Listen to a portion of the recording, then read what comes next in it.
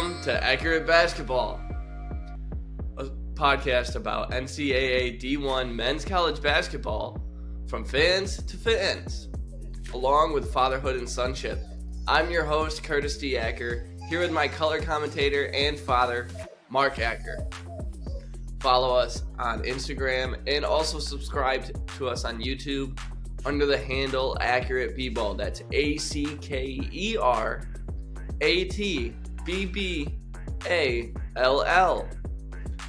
If you have anything that you'd like us to see, or stories to cover, please email us at accurateball@gmail.com. That's ACKERATBBALL. If you follow us on Instagram, you can check out top 10 games for each day, along with my power rankings at the beginning of each week, right around when the AP poll comes out. Then that happens every Monday at 2 p.m. Dad, let's get right into the game that we saw yesterday. So a little new format here at Accurate Basketball. We're going to give you one game from Thursday or possibly Wednesday if there doesn't happen to be any good Thursday games. But one game from there. Then we'll just do a quick recap of things that we saw throughout the week. Not necessarily game specifics, just more games that we saw that we liked or stories that we saw that are happening in college basketball. Then we're going to do one more in-depth game prediction for the game of the weekend for Friday, Saturday, or Sunday as we head into our weekend here. And then we'll wrap it up with our continued staple, Acorn's Attic. So Dad, let's get into it. The game that we saw last night, which was a little bit of a consistent game flow throughout, Liberty versus number 13, who is at home, FAU. So they played last night, and before we started the game, it was pretty hyped up. Liberty was undefeated coming into the game at 6-0. It was a good game for them to get the understanding of where they stand as far as going against the big teams, if they have the ability to potentially upset during March Madness. Obviously, teams are different now here in the fall as we head into winter here versus when they are in April, but it's a good kind of step for finding your footing there. And then FAU, number 13, it was good for making sure that they don't have another fluke loss, chance to continue solidifying themselves as one of the top teams after finishing all the way in the Final Four last March. Both teams also were in the top 50 of all NCAA teams for three-point percentage, field goal percentage, points per game, and fewest total turnovers. But with all those similarities, and with Liberty being 6-0, Dad, they didn't quite live up to that hype. The final score was 83-58, and FAU improved to 2-1 against Liberty all time. What are some key stats that you saw from the game, Dad? Right. Well, to play off the biggest one of all, the biggest difference maker was the shooting, right? The shooting percentage.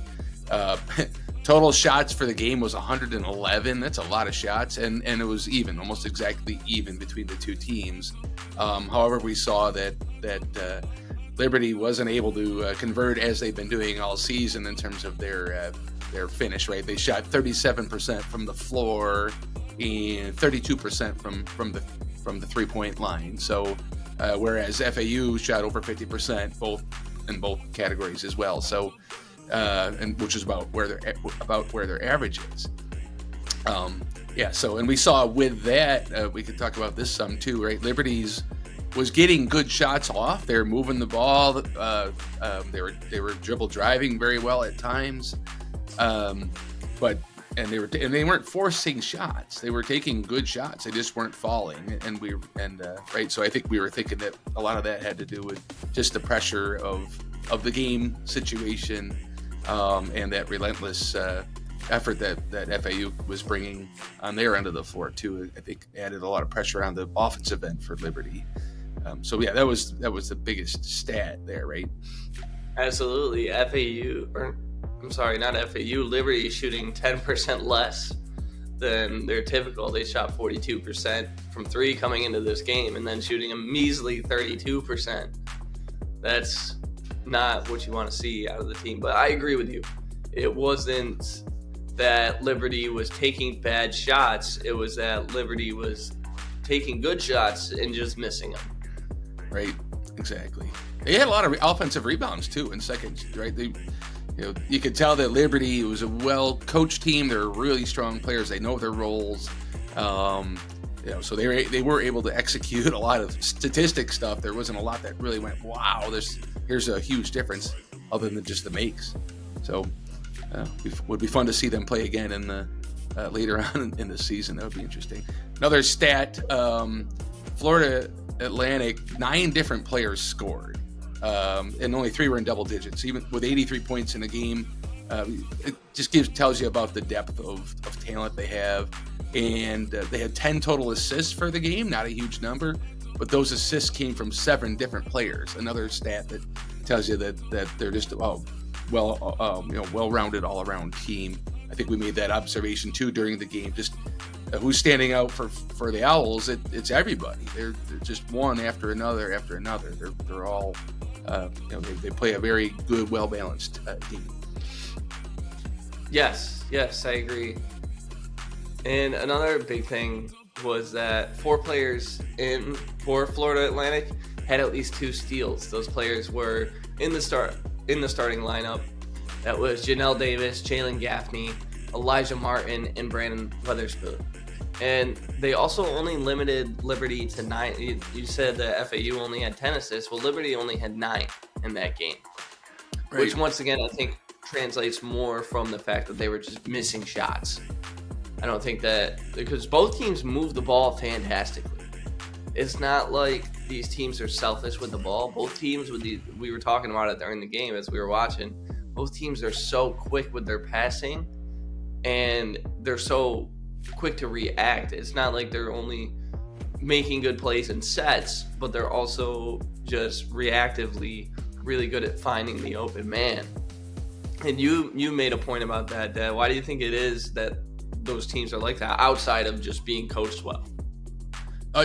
Court spacing and patience, really. To me, again, that's a coaching thing, but the players obviously have to buy into the program. But you set up yourself for good passing and good ball movement by having good positioning on the floor, setting a screen and not just leaving the screen too early, being ahead of the play in your mind so you can anticipate where the next pass is going to go and move your body to those spots. Those things were evident last night that they both were coached very well in that regard.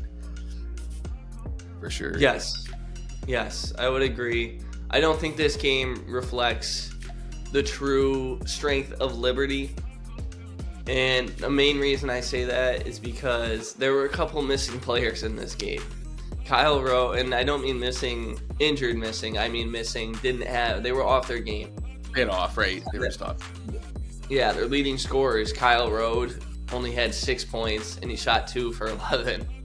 And then 6-man Brody Peebles, he wasn't even on the stat sheet at all as far as scoring goes. He was held scoreless in 23 minutes, and he only took 2 shots. And he missed them both, obviously, if he was scoreless. And then how many times? Jump in real quick. Like with Kyle Rowe right there, right? We saw, I think we even said it in the game as we were watching it. Rowe was active inside. He was making lots of great moves. The ball just and attacking the rim. He just wasn't getting the ball to fall through. Right. Maybe there was someone in the stands with a buzzer on whichever end of the basket. A little buzzer that shook the rim or something like that, because the ball just wasn't falling for Liberty at all.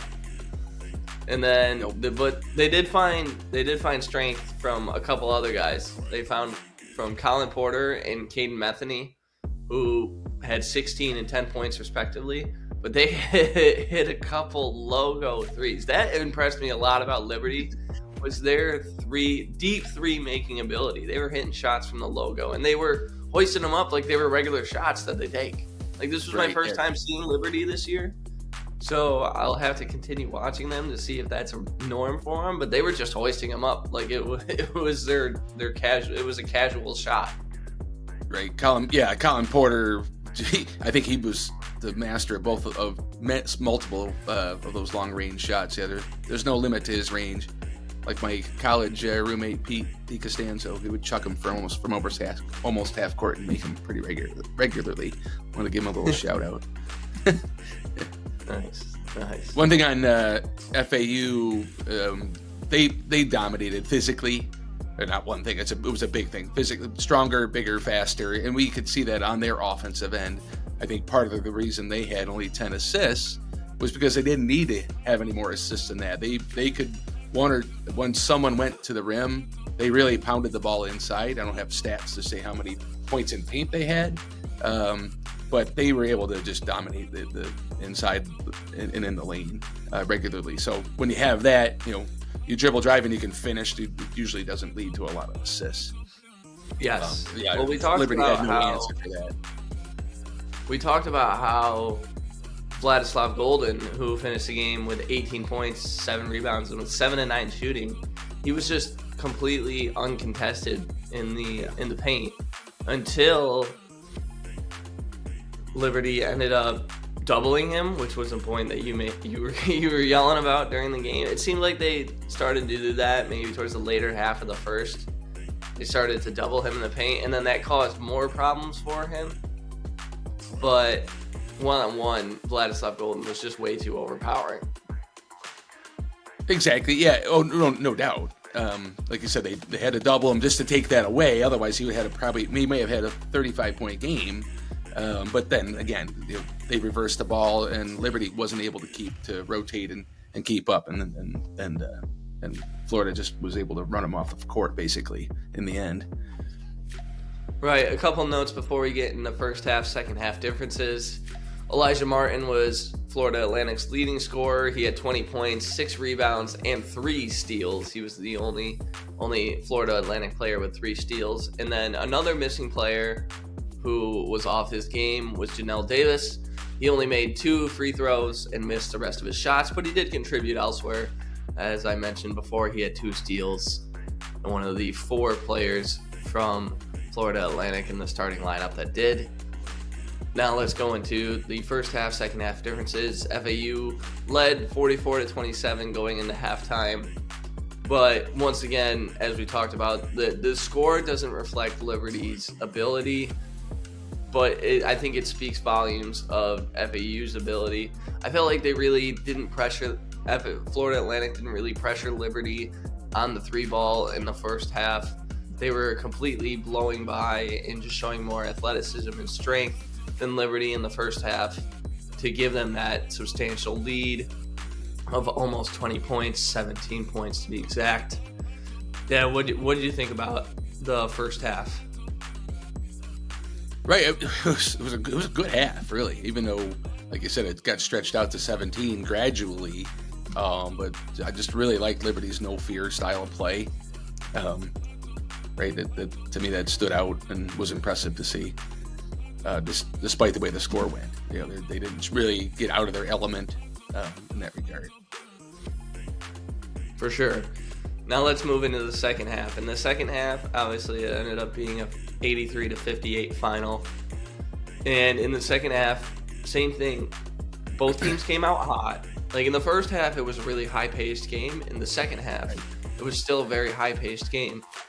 Liberty's complete stretch style was very evident throughout the entire game, but very much so in the second half. Although I did think they tried to crash inside a little bit more. And when they tried to crash inside, Florida Atlantic was able to answer by getting a steal. Right, and then they would just run out, right? Then Florida would just run out and get a transition bucket kind of at will at that point. Exactly. It was just too much athleticism. This FAU, if Liberty faces an athletic team like FAU in March, and they haven't improved in this way, because still a long ways away from March, we still got many months, so there's plenty of time to study the game film. And if Liberty can't find a way to combat what that they saw tonight or last night versus FAU, then it's going to be a heap of trouble if they do end up making it into the bracket. Right. which of course they'll have to win the Conference USA to get there, but they would be my prediction for the team that makes it. Yeah, I could definitely see that too. Exactly. They were solid, just outmatched physically, and athletically. Right. What's next for both of these teams is that they're going to take on the College of Charleston. Their Liberty, all of these games are being held at FAU. Liberty is going to take them on tonight at 6. You can watch that on Flow Hoops. Then FAU takes them on tomorrow at 6 on ESPNU. The players that you should watch out for on College of Charleston are Rain Smith, who's preseason second team for the CAA, and then Ante Brazovic, who was on preseason first team for the CAA, and he was CAA third team last year. A little bit more from the rest of the week. That ACC-SEC challenge ended in a 7-7 tie, and Wednesday was a massive day for upsets.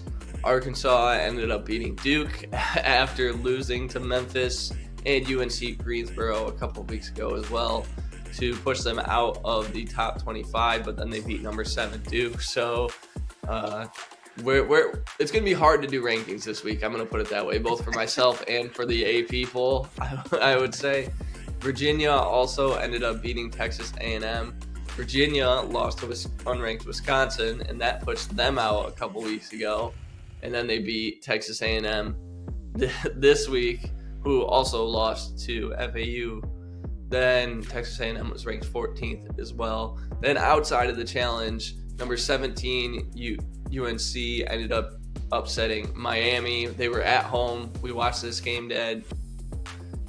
UNC was just too similar to what we talked about, too athletic for Miami, and I think UNC's depth. Well, I think Miami's depth got exposed. Hello, Chopper. Miami's depth got exposed. Right. They're not deep enough to compete with top teams, I don't think.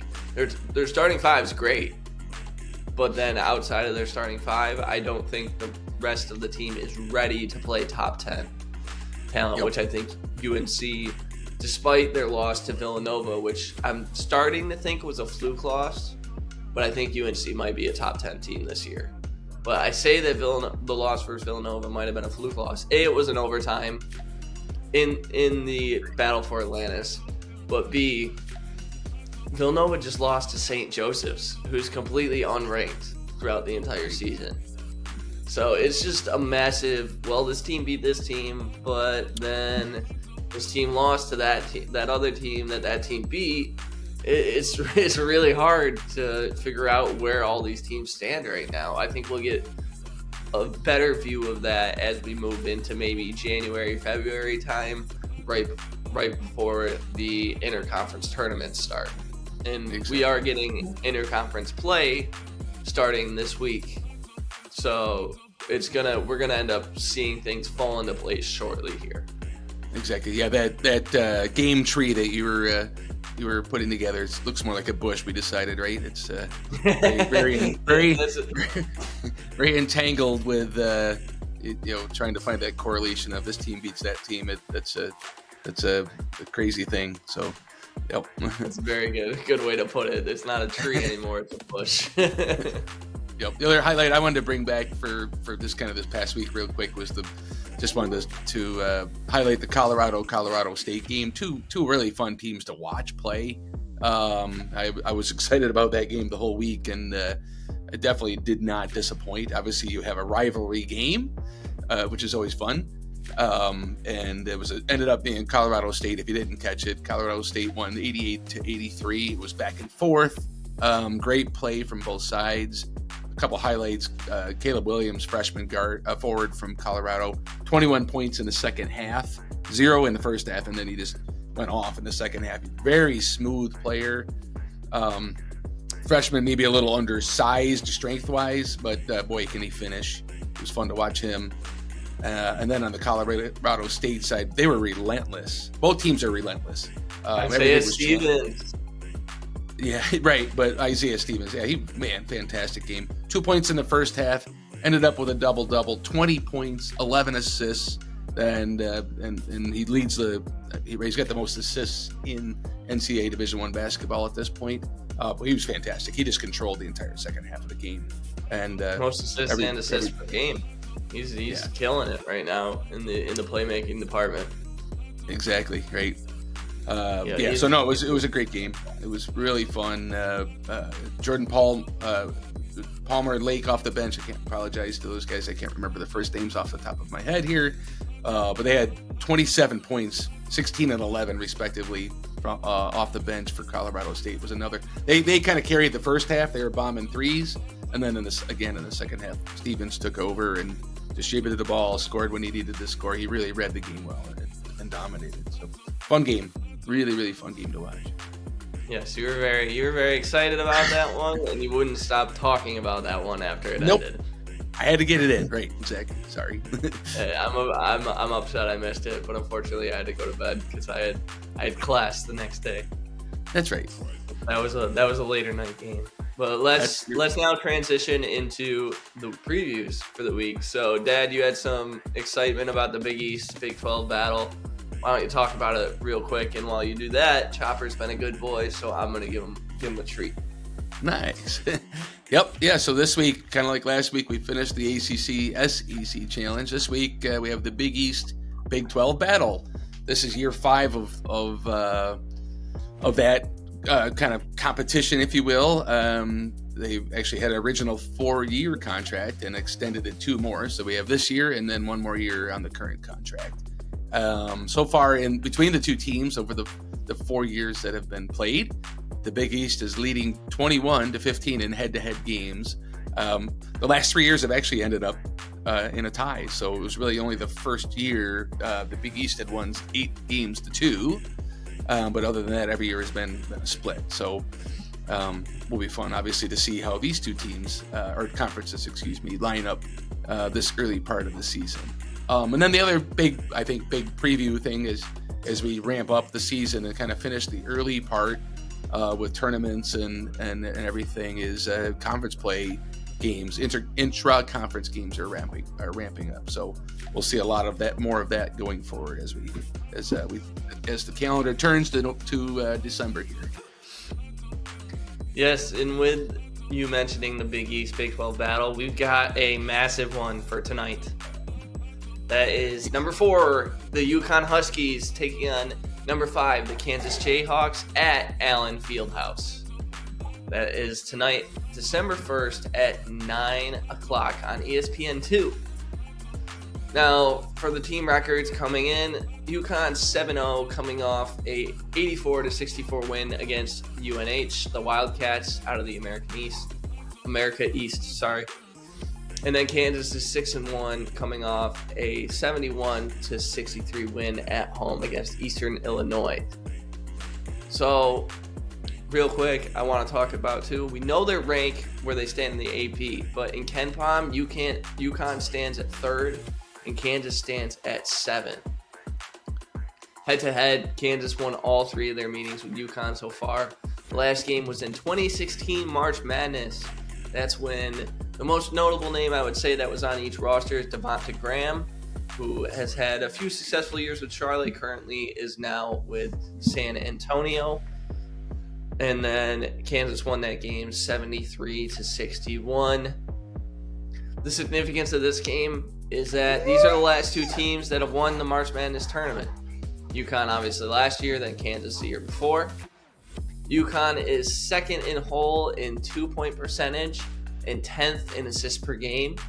And then Kansas is the top team in the country, Dad, in field goal percentage and also defensive rebounding per game. And also first in assists per game, which is just great stats for a team that was number 1 up until last week when they lost to Marquette. And as you said, the stats maybe don't. This might be the opposite of Liberty, where the stats don't really tell the sniff test. Yeah, I know you said with Kansas, you haven't necessarily loved the way that they've looked early in the season. But they just win. I mean, they know how to play team basketball. But right, yeah, I think they again Marquette when Kansas lost that game, you saw Marquette kind of expose some of that the depth, the athleticism part that Marquette brought and the scramble that they brought. So Kansas wasn't quite up to that. That was, although again, still that was their only loss. Kansas also survived Kentucky's similar, strong athleticism. Bill Self before that game even mentioned, "Hey, look, I'm really worried about Kentucky's athleticism." But they were able to pull it out. I went 2 weeks with thinking that Kentucky had won that game, just based on how the flow of the game went. But again, Kansas is a strong team, strong, experienced team, and they certainly know how to win games. For sure. Let's talk about some players that you want to highlight for this game, Curtis. Yeah, the key player. Yes, the key players. The key matchup here, I think, is going to be the centers. Donovan Clingan, who's Big East preseason second team, he's coming off a 29-point performance, and then he's playing against Hunter Dickinson. That will be his matchup, who's Big 12 preseason player of the year, newcomer of the year, obviously on the Big 12 team for preseason. He's a double-double animal. 21 points, 12.7 rebounds a night, which leads the entire country. And he's not necessarily known for his threes, but he's shooting 2 a night, and he's currently averaging 61% from that category. So that's just something I wanted to highlight. You're not going to see many out of Dickinson, but right now Dickinson's hitting them. Right. For the backcourts, I'm going to go with UConn's Cam Spencer, the transfer from Rutgers, who was Big Ten honorable mention team on both coaches and media last year. No. He's on the Big 12 preseason team and shooting 48% he's not on the Big 12 preseason team. That is for a different player, but he's shooting 48% from 3 on 6.5 attempts per night. And big note about Cam Spencer, he hasn't missed any of the 20 free throws that he's taken so far this season. Hopefully I didn't just jinx him and he misses the first one he takes tonight. But yeah, that's the media curse for any player when you make a statement like that. It's done. Hopefully the curse gets broken. There is no accurate basketball curse. Nah, of course not. Now, another member to mention in the backcourt is 16 points per game being scored by Andre Jackson, who Cam Spencer also has 16 points per game. But you should recognize Andre Jackson's name from being on the Final Four team from last year. He's a potential triple-double threat. He's got, as I mentioned, 16 per night, 8 rebounds, and 6.9 assists, which is 7th in the country. Then another keynote, this isn't really a player to watch, but just something that you should be recognizing, is that freshman Solomon Ball from Brewster National Academy in Baltimore, Maryland, will be subbing into the starting lineup tonight, as he has been recently, for the Big East preseason freshman of the year, Stephon Castle, who's out indefinitely with a knee injury. And having Stephon Castle there is huge because it takes away a big wing presence, and instead you have to sub someone in. Now, Andre Jackson has to slide to the 3 and play there because Stephon Castle is currently out. For Kansas, I got another potential triple-double threat in Kevin McCullough. He's an oversized guard, plays really well at both ends of the court. He's averaging 18 points, 7 rebounds, and 5.7 assists per game. And then you have Dejuan Harris, who is on the Big 12 preseason team. He's not known much for his scoring, more for his playmaking skills, but he's got 7.4 a night, which is best for 5th in the country. Let's do a little actually, Harris, I want to mention real quick with Harris. He's his offense scoring wise, really, I think Kansas could really use him with a little more selfishness out of Harris and bring some more scoring to the game and finish to his game. That would help them for sure. Right, and I think they could use a lot more playmaking out of Dickinson. Dickinson's only got about 2 assists per night right now. Right. But that does not reflect the playmaking ability that Hunter Dickinson has. He has some of the best playmaking ability as a center that I've seen from Absolutely. Anyone at the college level. Yes, I agree for sure. It's not quite Jokic but it's Jokic-like. Wow. Jokic light. We'll call it that. You know how you got Miller and you got Miller light? It's Jokic and Jokic light. I'll let you have that one. All right, you'll give it to me. Let's predict the score of the game. I'm going with I would have to. I don't really have a favorite for college basketball because I want to stay neutral. But if I had to pick one team to be my favorite team in college basketball, it's the UConn Huskies. Mainly because I predicted them to win March Madness twice, and they won both of those years. But I got UConn by 8, and I got Andre Jackson being the star. As I mentioned, he's a potential triple-double threat. This goes out of style with me saying that the key matchup is going to be the centers. I just think that they're going to end up canceling each other out. Who do you got winning this game, Dad, and who do you got being the star? Yeah, and I agree with you on the center matchup. I think it's going to be a really good battle. Between the two, they'll probably both have a lot of touches and be the center points for the offense. My prediction is Kansas winning by 6. I think Kevin McCullough, he's been fantastic at both ends of the floor. As you mentioned, defensively, he creates a lot on that end as well. And I can see him, maybe that's another really good matchup, right? Jackson against McCullough, see how do they guard each other? Do they get off ball with each other or not? And then see how those two really match up. So, it's going to be a fantastic game. Yes. And we will see. It'll be interesting to see what the defensive matchups are. I'm not sure. It would make sense for Jackson to be covering McCullough, but it seems like more they're having Marco Jackson, who's only 6'3". They seem to have him be playing the 3 spot instead of Kevin McCullough, because Kevin McCullough's basically Kansas has 3 point guards in their starting lineup with with Jackson, McCullough, and Harris Jr. And Harris Jr. definitely seems to take the more hands-on, on-ball point guard role. McCullough's more of that oversized shooting guard, and then they got Jackson as their undersized 3, which is where Andre Jackson's playing. But I agree. I think McCullough's going to end up guarding Jackson, Andre Jackson. And Marco Jackson's going to be covered by Cam Spencer. And one thing I do want to know, Marco Jackson, very highly touted freshman prospect, isn't really living up to the eye tests in my head right now. He's been making some mistakes. He's caused a couple turnovers. And I think he's going to have to show a little bit more if he wants to stay in the starting lineup.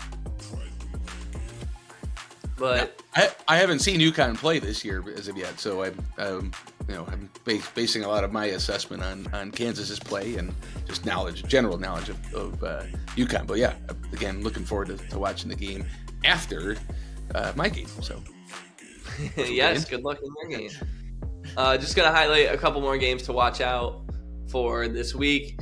Number 24, Illinois. You talk about the intra-conference play going on.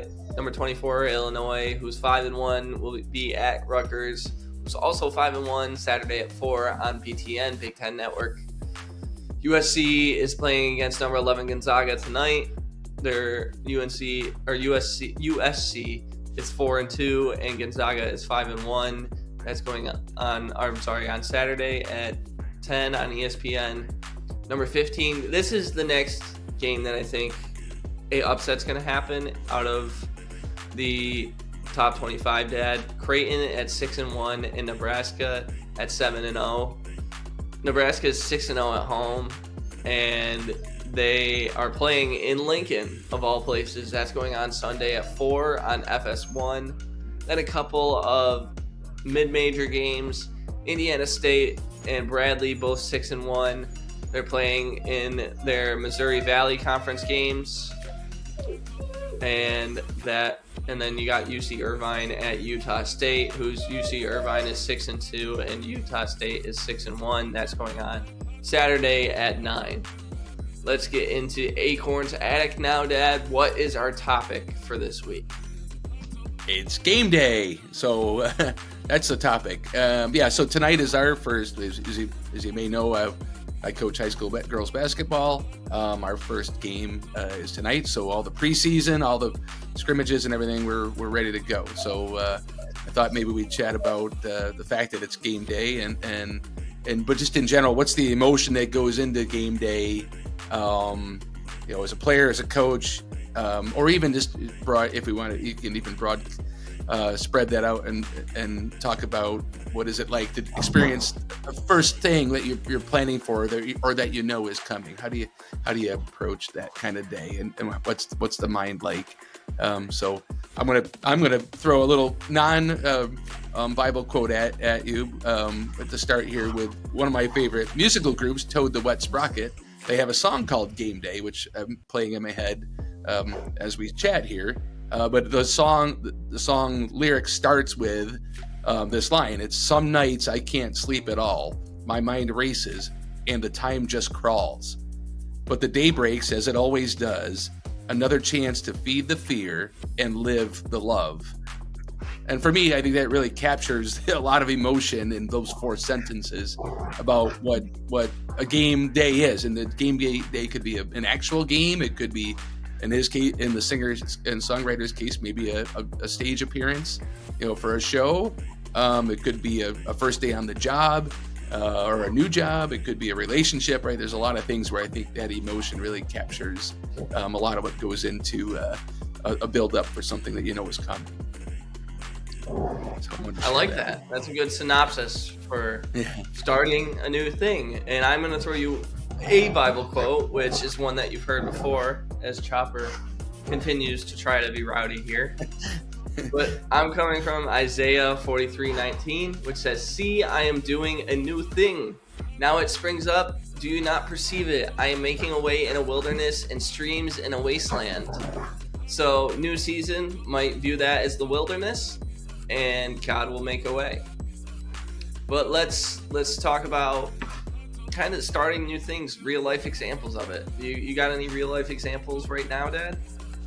Well, I mean, obviously, as a coach coaching their first game, I don't know if this is a natural thing or where I may have learned it along the way, but I've never really had a problem, or a problem isn't the right word. Felt that fear or that feeling that like, oh crap, this is a big situation, this is huge, and oh my God, how am I going to handle it? For me, I've always been able to kind of channel and say, I just want to stay in the moment, know my role, learn my role, make sure I've covered my role, and just keep focused on that effort. So not that I was, again, never a really great athlete. I'm an okay athlete. I didn't play in a lot of big games from that perspective. But still, your role is defined by what you are, what you want your role to be. Anyways, yeah. So I've always been able to kind of just channel it and to stay focused on my tasks, make sure I'm covered. In case of coaching, obviously, is paying attention to substitutions, game situation, or as an assistant coach, and just sort of lock into that and try to deliver there and not get wrapped up. For me, I've never really got wrapped up in the magnitude of a first game or a big game kind of thing. So, how about yourself? Can you, like, with some of your hockey experiences and stuff? Yeah, for my hockey experience, I would say I played my best game when I had butterflies in my stomach. And that didn't come necessarily from nerves. Those butterflies weren't nervousness. Those butterflies were excitement about getting to play another game. I knew it was a big game, so I would definitely be hyped up around that, and I would know the importance of that big game. But the butterflies made me more energetic, I would say. And that's why I feel like it was excitement and not nerves. Right. Going into the game. I honestly think that if you go into a game nervous, that's when you play your worst. So definitely try to be more hyped up about the fact that you get to play a game rather than, oh crap, like this is a big game, I need to perform well, otherwise things might just not happen for me. Right. Live the love. That last line from the from the first verse of Toad. Live the love, right? Kind of embrace that moment and enjoy it and live through it. Right, exactly. Go ahead. You can choose to feed the fear by giving into your anxiety and letting it control you, or you can live the love and be excited about the opportunity that you have in front of you. Right. All right, I think that wraps up Acorn's Attic, and that wraps up our show for today. You can follow us on Instagram or subscribe to us on YouTube at Accurate B-Ball. That's ACKERATBBALL. If you got any stories you'd like us to cover, things you'd like to see, or just tell us what we're doing well, please email accurateball@gmail.com. That's ACKERATBBALL@gmail.com. You can follow us on Instagram for top 10 games for each day, and also check out my power rankings each Monday, right around 2 o'clock when the AP poll drops as well. Dad, any final remarks before we take off about game day? Well, I just wanted I want to wish you well in your new experience for this weekend, covering the junior college showcase event that you're going to, and hope that goes well. I'm sure it will. And yes, I'll be covering the JUCO shootout. I'm very excited for that. Get to be on air for that. Right. Just want to wish you well, and obviously wish everybody that's watching a very happy and game day weekend. Experience something new this weekend, and see how you handle that fear or live the love. Love it. For Mark, myself, signing off here at Accurate Basketball. God bless.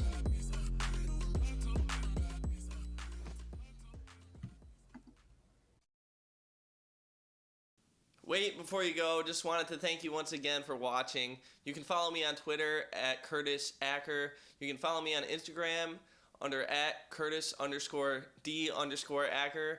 Also subscribe to my other YouTube channel, Curtis D. Acker, all together. Once again, wanted to thank you for watching, and God bless you.